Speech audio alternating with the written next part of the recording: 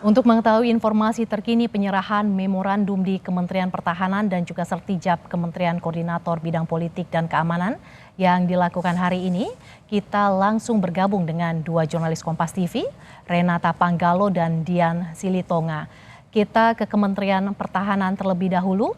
Selamat siang Renata, pukul berapa terkini penyerahan memorandum Menteri Pertahanan akan dilakukan dan apa program prioritas yang akan difokuskan oleh Menhan Syafri Samsudin?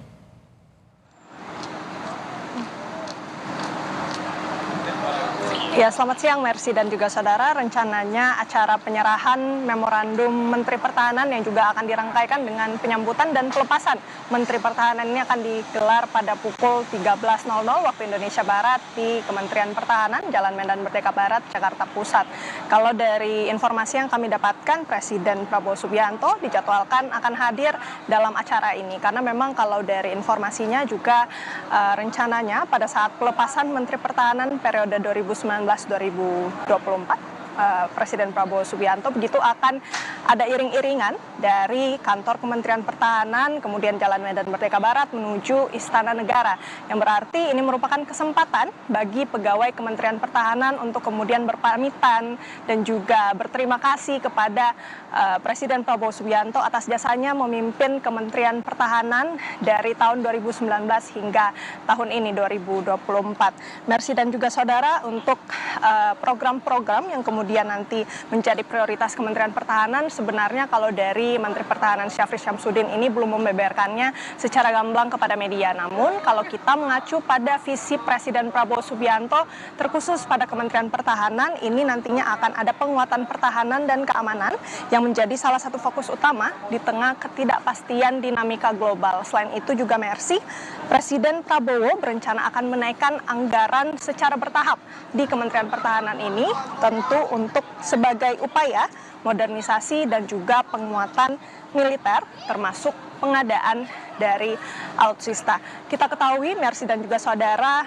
pos Menteri Pertahanan ini merupakan pos yang strategis karena ini merupakan posisi triumvirat, yang berarti apabila Presiden dan Wakil Presiden ini berhalangan atau tidak bisa menjalankan kewajibannya, begitu ini kemudian bisa diganti dengan posisi triumvirat ini. Selain Menteri Pertahanan, juga yang masuk dalam posisi triumvirat ini adalah Menteri Luar Negeri dan Menteri Dalam Negeri, sehingga tentu Presiden Prabowo Subianto ini memilih sahabat dekatnya begitu ya, orang kepercayaan yang kemudian mengisi pos yang sangat strategis ini.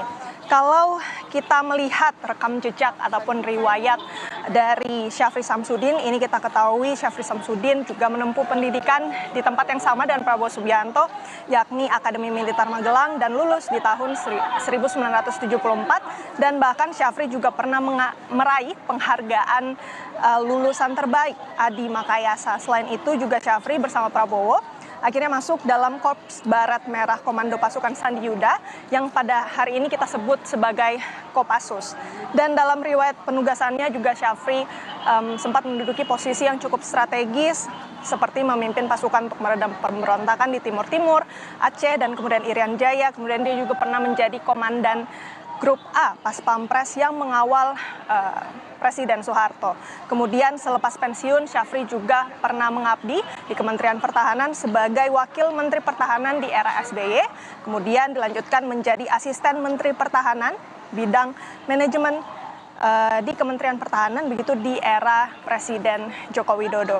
Jadi Mercy dan juga saudara, Syafri Samsudin ini tentu sudah tidak asing begitu ya dengan Kementerian Pertahanan, dan tentu kita harapkan juga prosesi penyerahan memorandum Menteri Pertahanan ini bisa berjalan lancar. Acara ini dijadwalkan pada pukul 13 siang. Kita tunggu bersama-sama bagaimana dinamika dari acara ini, termasuk juga dengan iring-iringan Prabowo Subianto, Presiden yang kemudian nanti akan diantarkan dari Jalan Medan Merdeka Barat menuju Istana Negara. Mercy. Dari kantor Kementerian Pertahanan kita bergeser ke kantor Kementerian Koordinator Bidang Politik dan Keamanan. Sudah ada jurnalis Kompas TV Dian Silitonga. Dian, apakah Sertijab sudah dimulai? Selain itu, Kemenko Polhukam dipecah menjadi 2 kementerian. Apa saja ruang lingkupnya dan program prioritasnya, Dian? Ya Mercy, kalau kami perhatikan nampaknya acara serah terima jabatan di kantor Kementerian Politik Hukum dan keamanan ini sudah dimulai sekitar pukul 11 siang waktu Indonesia Barat tadi ya, karena memang pertama kami mendapat informasi bahwa acara Sertijab akan diselenggarakan pukul 11 siang, dan yang kedua juga tadi dari pantauan kami memang sebelum pukul 11 siang kami sudah melihat kedatangan dari pejabat terkait, salah satunya adalah Menteri Koordinator Bidang Politik dan Keamanan Budi Gunawan di kantor Kemenko Polhukam. Tapi memang acara Sertijab hari ini dilangsungkan secara tertutup sehingga memang kami wartawan ini tentu saja tidak bisa memantau bagaimana jalannya Sertijab. Tapi yang jelas dalam acara serah terima jabatan ini akan dilakukan dari pejabat Menteri Koordinator yang lama, yakni Hadi Cahyanto, kepada pejabat Menteri Koordinator yang baru, yakni salah satunya adalah Budi Gunawan dan juga Yusril Iza Mahendra. Karena kita tahu dalam kabinet Merah Putih bentukan Prabowo Gibran, beberapa kementerian ini kemudian dipecah, salah satunya adalah juga Kemenko Polhukam yang dipecah menjadi dua Menteri Koordinator, Mercy. Yang pertama adalah Kementerian Koordinator Bidang Politik dan Keamanan yang dijabat oleh Budi Gunawan.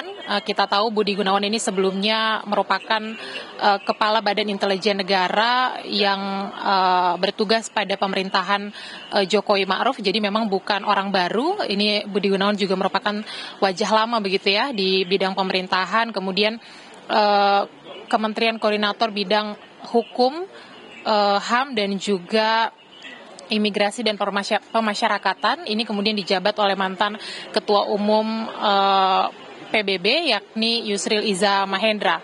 Nah, tentu saja karena sudah dipecah menjadi dua, ini tupoksinya akan lebih spesifik masing-masing kementerian. Kalau di Menteri Koordinator Bidang Politik dan Keamanan ini nanti akan fokus mengkoordinasikan kementerian atau lembaga yang menyangkut persoalan keamanan dalam negeri dan juga persoalan keamanan luar negeri, kemudian juga reformasi birokrasi serta permasalahan komunikasi dan juga persoalan digital. Sehingga Kemenko Polkam ini nantinya akan membidangi Kementerian Dalam Negeri, kemudian Kementerian Luar Negeri, Kementerian Komunikasi dan Digital, Kementerian Pendayagunaan Aparatur Negara, dan Reformasi Birokrasi, Kejaksaan Agung, TNI, dan Polri. Sementara untuk Kementerian Koordinator Hukum, HAM, Imigrasi, dan Pemasyarakatan ini tentu nanti akan lebih fokus pada pengembangan dan juga penegakan hukum yang tentu terpisah dari urusan politik dan juga keamanan. Nah, terkait dengan apa saja nanti program-program prioritas yang akan dilakukan oleh dua kementerian koordinator terkait, ini akan kita tunggu bersama pernyataannya tentu dari Menteri Koordinator baik Budi Gunawan maupun juga Yusril Iza Mahendra. Karena memang sebelumnya belum disampaikan kepada publik apa saja nanti yang akan dilakukan dalam masa pemerintahan 5 tahun ke depan. Itu akan kita dengarkan bersama mungkin setelah Sertijab, apalagi informasinya besok ini akan diselenggarakan rapat kabinet perdana untuk seluruh anggota kabinet yang sudah dilantik oleh Prabowo Gibran. Jadi kita nantikan bersama nanti, Mercy. Terima kasih jurnalis Kompas TV Dian Silitonga, dan sebelumnya ada Renata Panggalo. Terima kasih kawan-kawan atas laporan Anda.